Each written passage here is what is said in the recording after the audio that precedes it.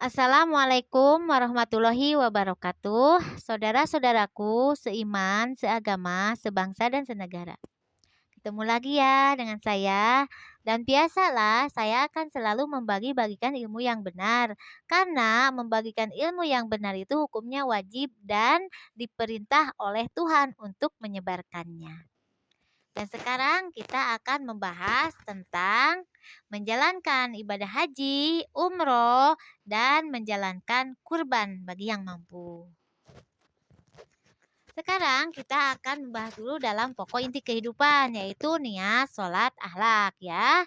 Niat kebaikan, menjalankan kebaikan, ikhlas dalam menjalankan kebaikan dan mengharap keriduan Allah. Sholat 5 waktu, awal waktu apabila tidak uzur, kecuali kalau uzur bisa diakhirkan. Akhlak yang baik kepada sesama makhluk, khususnya manusia. Dan akhlak yang pertama tutur kata yang baik. Itu pokok inti kehidupan ya, yang harus kita tancap dalam hati dan dalam kehidupan kita. Dan sekarang kita akan membahas kepada rukun Islam yang kelima, yaitu menjalankan ibadah haji ke Mekah, Madinah ya. Dan kita harus tahu maknanya kita menjalankan ibadah haji sebagai rukun Islam yang kelima. Maknanya kita wajib menjalankan ibadah haji rukun Islam yang kelima bagi yang mampu, yaitu karena Nabi Muhammad dilahirkan di kota Makkah dan dimakamkan di kota Madinah, yaitu kita menziarahi makam pemimpin kita, yaitu Nabi Muhammad, dan menziarahi yaitu tempat kelahiran Nabi Muhammad, yaitu di kota Makkah. Kita sebagai umatnya ya, kita harus tahu sejarahnya yang ada di kota Makkah dan menziarahi makamnya yang ada di kota Madinah. Kita sebagai umatnya.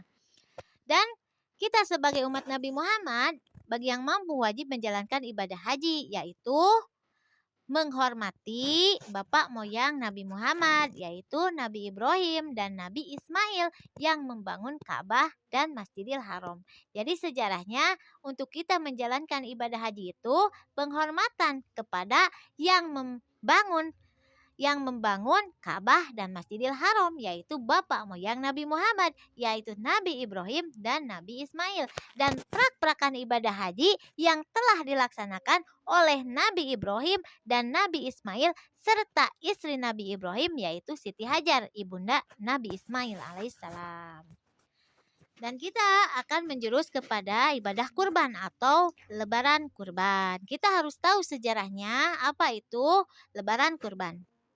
Dan sejarah lebaran kurban itu juga sejarah dari Nabi Ibrahim dan Nabi Ismail yang diuji oleh Allah atau dites keimanan Nabi Ibrahim untuk menyembelih putranya, yaitu Nabi Ismail, putra satu-satunya dari Siti Hajar ya.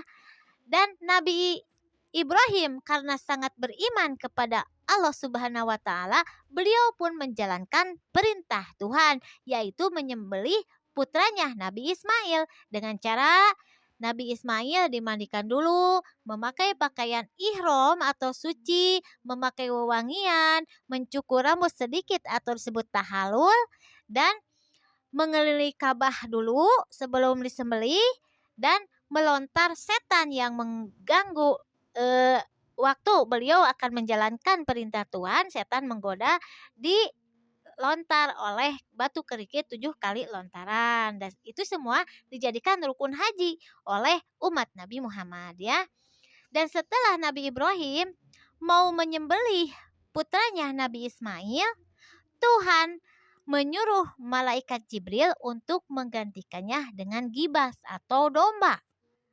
Dan Nabi Ismail pun selamat dari sembelihan tersebut. Yang disembelih itu yaitu gibas atau domba sebagai penggantinya Nabi Ismail. Karena Nabi Ibrahim dan Nabi Ismail sudah lulus ujian oleh Allah, diberi hadiah yaitu digantikan dengan gibas atau domba.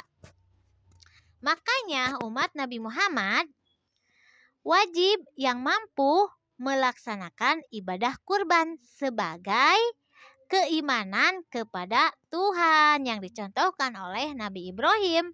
Waktu disuruh oleh Tuhan untuk menyembelih putranya, dia pun akan melakukannya karena keimanan kepada Tuhan dan digantikan oleh gibas atau domba. Dan digantikan, yaitu umat Nabi Muhammad wajib setahun sekali menjalankan ibadah kurban atau lebaran kurban, yaitu mengorbankan hartanya, yaitu domba atau sapi ya, untuk penyembahan kepada Tuhan Yang Maha Esa. Dan daging kurban itu dibagi-bagikan kepada orang yang tidak mampu seharusnya, tetapi kan kalau lebaran kurban sudah rata, jadi yang mampu dan tidak mampu juga pasti ada kebagian.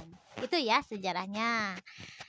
Dan maknanya lebaran kurban atau merayakan ibadah kurban dan melaksanakan ibadah haji pun tetap niatnya mengharap keridhaan Allah dan ikhlas dan mengharap keridhaan Allah, bukan untuk apa-apa, bukan untuk kita nanti di padang mahsyar naik sapi tersebut, bukan, tetapi kita ikhlas dan mengharap keridhaan Allah ya, dan pahalanya itu keridhaan Allah. Apa itu keridhaan Allah? Keridhaan Allah itu ampunan dari Allah ya. Jadi makanya kita harus ikhlas dan mengharap keridhaan Allah, dan tetap kita harus tahu, jadi menyambungnya ibadah haji dan menyambungnya kita melaksanakan ibadah kurban tetap kepada pokok inti kehidupan, yaitu niat, sholat, dan akhlak yang baik. Apabila kita niatnya ikhlas dan mengharap keridhaan Allah menjalankan ibadah haji dan ibadah kurban, terus kita jangan meninggalkan sholat 5 waktu, dan kita berakhlak baik kepada sesama makhluk khususnya manusia, dan akhlak yang pertama tutur kata yang baik, maka pengorbanan kita yaitu mengorbankan sapi atau domba setahun sekali terus melaksanakan ibadah haji akan bersatu atau nyambung. Jadi akan diterima oleh Tuhan kalau kita menjalankan niat, sholat, dan akhlak. Tetapi walaupun kita melaksanakan ibadah haji, kita melaksanakan ibadah kurban, tapi tidak ada ikhlas dan mengharap keridhaan Allah, apalagi tidak melaksanakan sholat 5 waktu, apalagi tidak berakhlak yang baik kepada sesama, maka sia-sia, tidak akan ada artinya ya. Kalau kita melaksanakan ibadah haji, melaksanakan kurban, tapi kita tidak ikhlas dan mengharap keridhaan Allah, dan kita selalu meninggalkan sholat 5 waktu, apalagi akhlak kita buruk kepada sesama, maka tidak akan nyambung atau sia-sia.